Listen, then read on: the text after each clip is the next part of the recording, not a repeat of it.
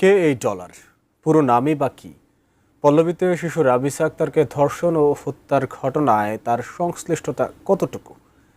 এই মামলায় এখন নতুন আলোচনা এই প্রশ্নকে ঘিরেই। ঘটনাস্থল পল্লবী ঘুরে সে প্রশ্নের উত্তর খোঁজার চেষ্টা করেছে এটিএন নিউজ।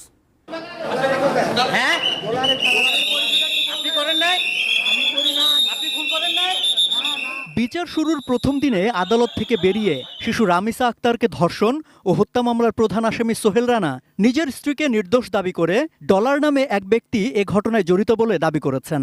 ফলে মামলায় নতুন রহস্যের সৃষ্টি হয়েছে। এই নামের ব্যক্তির বিষয়ে জানতেই মিরপুরের পল্লবীতে খোঁজ নেয়া। রামিসার বাসার সামনে দেখা যায় মামলার বিচার শুরুর দিনেও মানুষের আনাগোনা, পুলিশের টহল টিমের উপস্থিতি। রামিসার বাবা অসুস্থ হয়ে হাসপাতালে চিকিৎসাধীন থাকায় এদিন বাসায় কেউ ছিলেন না, গেটটিও বন্ধ। কথা হয়